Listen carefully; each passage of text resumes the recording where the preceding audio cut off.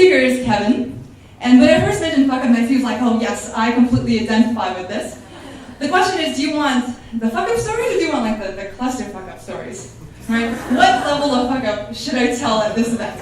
And then we got his bio, and his bio pretty much said he did bank telling, trading, programming, risk management, global IT, masters in AI, a number of top level and money and programming computer-related positions. And each time he would get a little bit bored, he'd move on to something else, get a little bit bored, move on to something else. And so now he's on his 6th startup after a number of exits, number of acquisitions, a lot of money going on. Today he'll share a very special story for us. Is that a good intro? Yes. I hope so. All right. Please welcome Kevin Flanagan.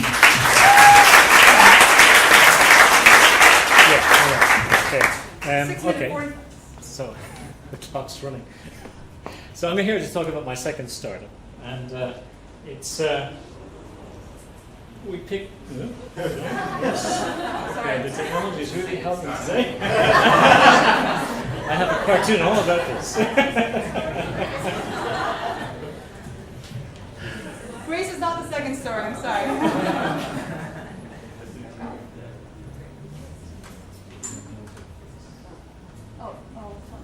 Sorry.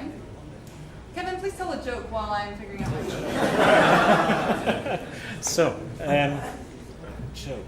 I think I've got lots of jokes in the slides, but I don't want to spoil those. Okay. So, we ready? Okay, so here we go. So, I'm here to talk about my second startup. The thing that isn't talked about a lot in the current sort of fail fast, fail early are the casualty lists, and every startup has casualty lists. And my second startup was no exception to this. We had 6,000 customers we stopped being able to fulfill our promise to. 14 staff I had to let go. I spent more than $1.8 million chasing this dream over 2 years. And finally there's me, and it doesn't matter what the books say or the blurbs say. There's an effect when you go through something like this and you screw up as badly as I screwed up in this. So, we need a little bit of context though. This is, casualty list, who am I? Well, when I started this, I had got pretty close to the top in investment banking, and I was younger, a lot younger than I am now. I had more dark hair. And I had, of course, the requisite MBA, my Master of Bugger All, I call it, and I had just exited my first startup successfully. So, what could go wrong? Because after all, I was a master of the universe. So, the idea was really simple. We were going to be, I suppose in modern parlance, the Uber for PC services. You get us, we fix your PC. This is at a time now when PCs cost £4,000 or £5,000. They didn't work nearly as well. The hardware was unreliable. Windows called itself an operating system, that was debatable. And, things screwed up. It was typically fixed by the techie next door, the guy you knew who knew something about computers, and you went and got him. And that was what we called the company. We called it Tent, Techie Next Door. So everything was lining up perfectly. However, I had a Master of Bugger All, and I knew nothing about retail. So we were going to do some market research. And I turned around and got one of the edgiest and most advanced advertising companies in London to go out and do a whole pile of focus groups. I paid a lot of money for this. So they were supposed to verify the product, verify the route to market, and check that our marketing plan was on course. When the initial results came back, I knew there was a problem. And this is going to sound paradoxical. The problem was we had an over 90% acceptance rate. That meant in the focus groups, everybody wanted this. Now, my Master of Bugger All had taught me that doesn't happen. That is, unlikely, because established brands, if they get more than 60, love it, and in startup, 40% is a hell of a win. And in investment banking, we have a maxim: if it's too good to be true, it is. So, I decided I was going to go along and check what was going on at these focus groups. So I just tooled up to the next one. And this is what we were getting back from the people in the focus groups consistently. That image, believe me, the violence is understated compared to some of the stuff they drew. And when you asked them to describe it, they were describing moments of intense frustration and impotence.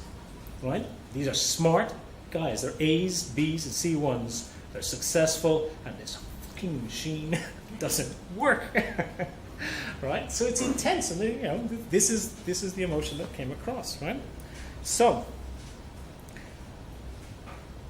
the only issue was they'd all heard urban myths about having to pay more to get it fixed than they'd paid for it. And they're not dumb, so they weren't going to get caught on that. So anyway, about this session, about 15 minutes in, I meet this guy. So in the middle of the focus group, he stands up, throws down his clipboard, and says, "Just give me the fucking number." And I'm like, what? And literally, this is what goes through my brain.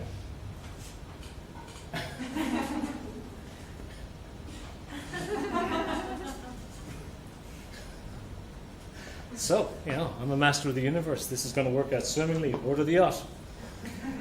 So, how would I describe it?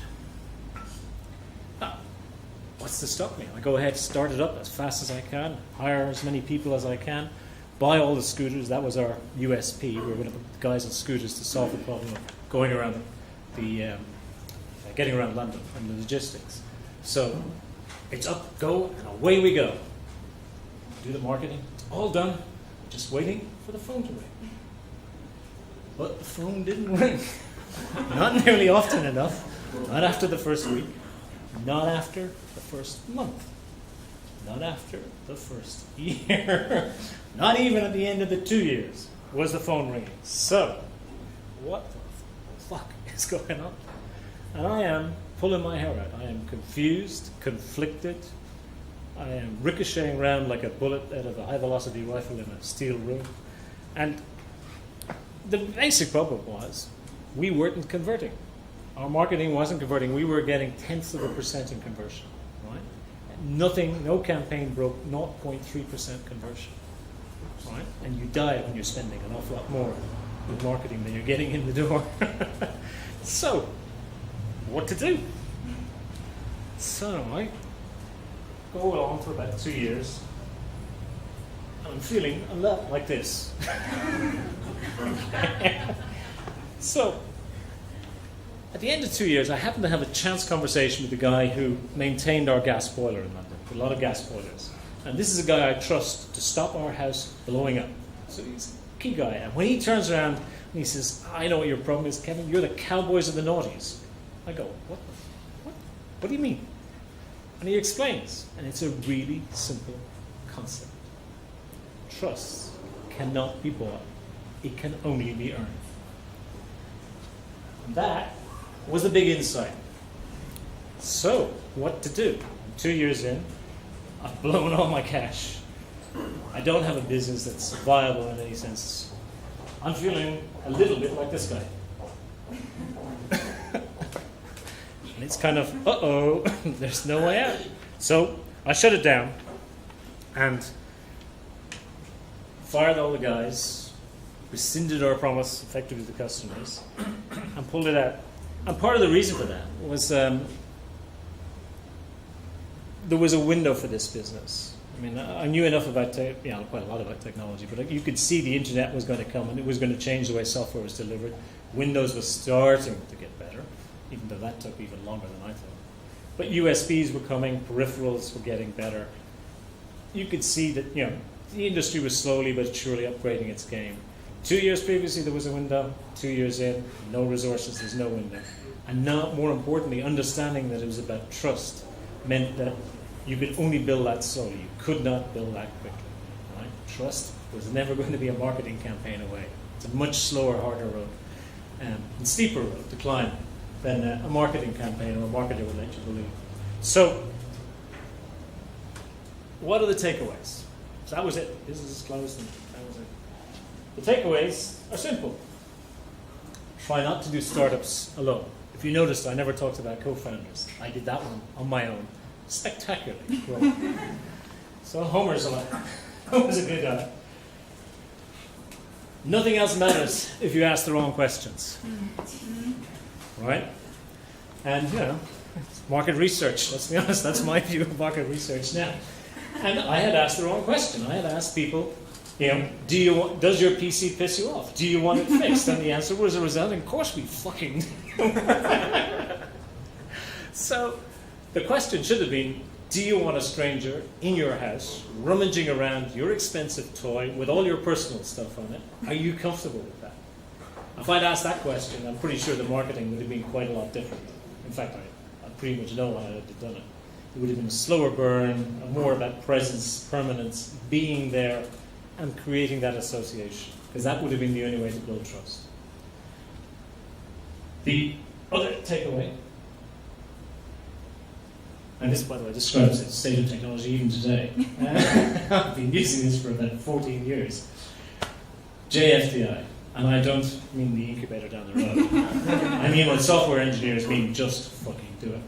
Sometimes you have to chuck away all the strategies, all the planning, all of that, and just bloody well do it to find out. Sometimes that's the only way you're going to get an answer. So, I will leave you with those 4 thoughts. Thank you very much.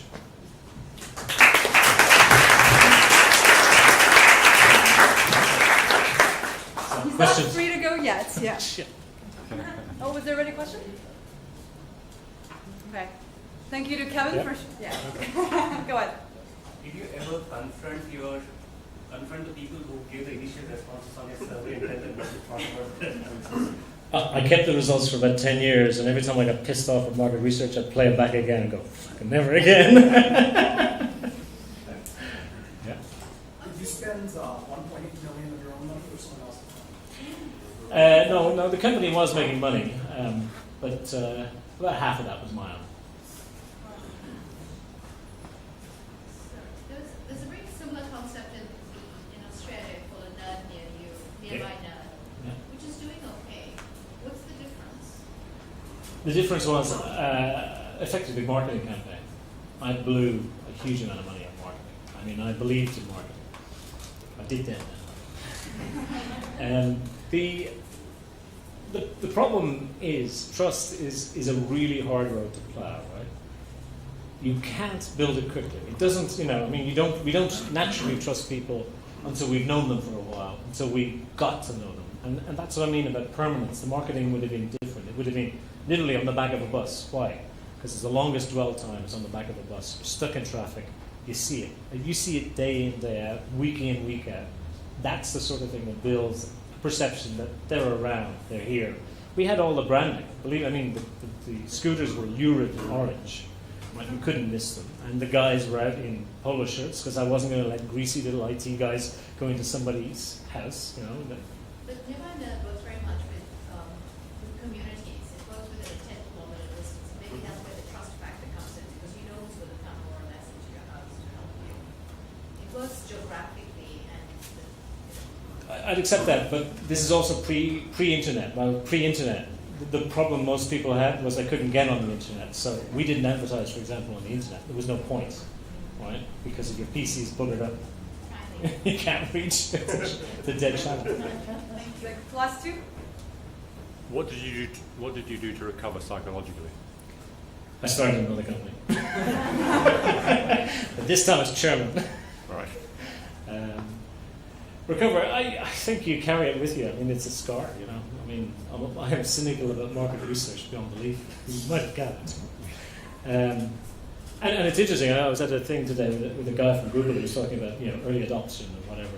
And Google, the great behemoth, how did they sell Google Apps, right, to CIOs? They started ringing up people. They just, and in a sense, you know, there's that great essay by Paul Graham, Do Things That Don't Scale. Right? I had 2 mistakes. The wrong question, but the other thing was I believed that marketing and market research would work where doing things that didn't scale wouldn't. And then the interesting thing was, in the business plan, I had forecast to rebuy every 2 years. Our rebuy rates were 8 times better. People loved us, just not enough people. Sorry, good question. what was mentally the hardest issue for you when shutting down? Was actually trying to figure out what had gone wrong until that conversation. Just to give you an idea how dramatic that was, I had that conversation, went into the office, and fired everyone. Right? Because I knew, and literally the minute I understood the problem, I knew I couldn't fix it. And that was it. And I got calls on my personal phone for 3.5, 4 years afterwards. You know, the idea is good, it was just my approach. And that was down to the fact that I did it on my own. You know, I did it on my own, believing I was a master of the universe, and, you know, as you say, dug a very large hole. Okay. Hi there. So, do you think that you could have potentially fixed it and made the business work, or not? Not because you got to understand, I was trying to build something that scaled. I wasn't trying to build a lifestyle business, and I figured the window was closing faster than I could get it to the point where it would be interesting enough for somebody to acquire it. That and the fact that, you know, I'd run out of money. My wife was not going to let me write another check. Well, she wanted to let me write 2 more, but that was about it. Okay. Fantastic. Is there a question that you wish you could be asked, so you could answer it, or is there anything you would like to say to the audience at this point? No, I think the big takeaway is don't do it on your own if you can. That doesn't mean some people can't. They've got all the ducks in a row, but most of us don't. Okay. Thank you very much.